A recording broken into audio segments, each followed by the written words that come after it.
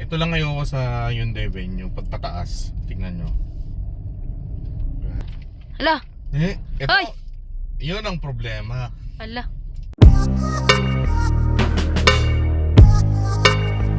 Hyundai Venue GL Manual 2026. Tara.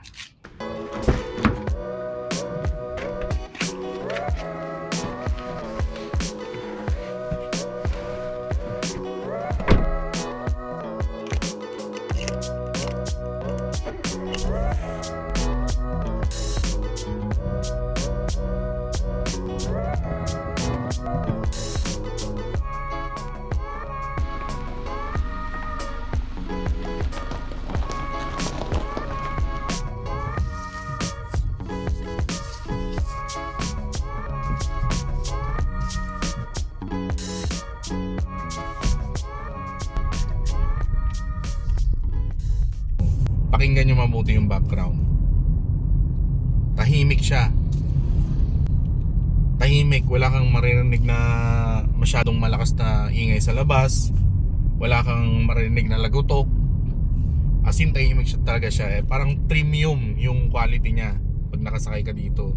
Ang unang choice namin ay Toyota Race.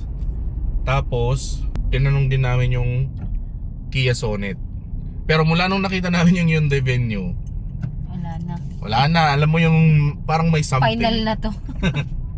Parang may something na hindi ka na lumingon sa iba. Parang na-love at first sight ka na. Nalabat per side ka na.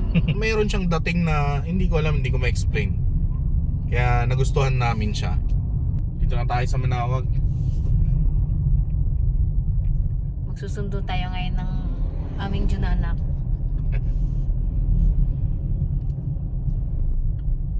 So bale ang presyo ng GL manual ay 778,000. Bale nakuha lang namin siya ng 742k kasi nakakuha kami ng discount sa aming sales consultant.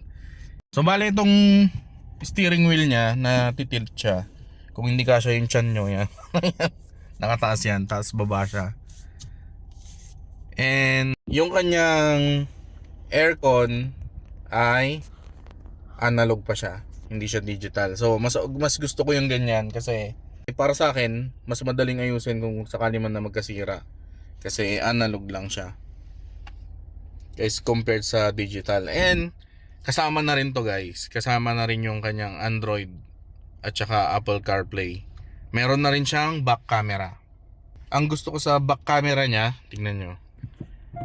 Wide angle siya guys. Makikita mo hanggang gilid. Meron na rin siyang charging port dyan. May lagayan na rin ng USB kung gusto mo ng sounds. Charging, mag-charge ka ng iPhone, pwede rin. Ito sa sun visor niya, meron siyang salamin sa may driver seat. And sa passenger seat, meron siyang salamin din. And pareho silang may ilaw. Ay, oo nga no. Ngayon lang natin Diba? napansin. Meron siyang ilaw. The hidden. Hidden na. May ilaw siya. Kaya dun pa lang sa feature na yun, medyo sulit na kami. Sulit na ako. So tara muna kasi dito na yung estudyante natin. Asan na yun? Ayun. Tsaka yung luwag niya sa likod. Oh, maluwag. Wag ka. Yun pala isa dun. Problema. Kahit yung lubak, no? Oo. Naglubak nun. Pero, ay, napaka-smooth. Tsaka maluwag siya.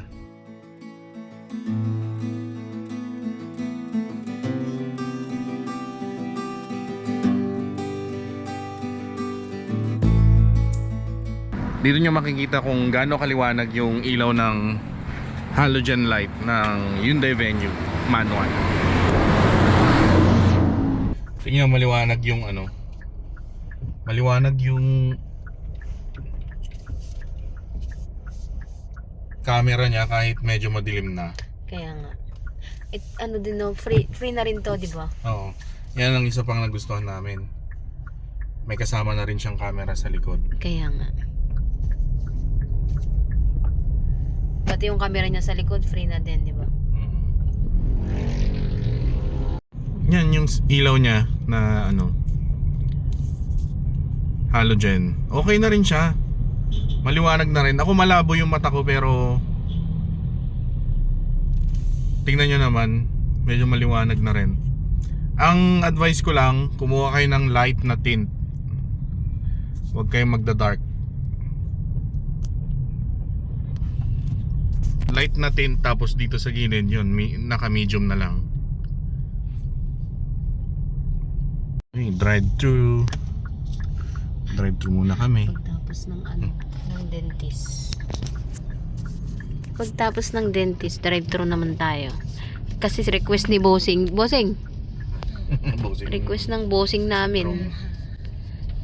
Yung bossing na si Drong. Usapang aircon. Malamig. Kumusta yung aircon niya, man? Malamig. Obvious ba? Malamig. Ang lamig. Yung iba nagko-complain kasi wala daw. Yung iba nagko-complain kasi wala daw aircon vent sa second row. Masasabi ko sa inyo guys, ang lamig kahit tirik na tirik yung araw. One lang kami. Naka-1 lang to Sobrang lamig pa rin. Everyday.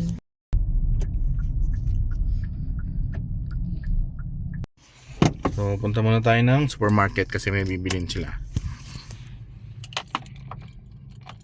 Ano hanapin nyo?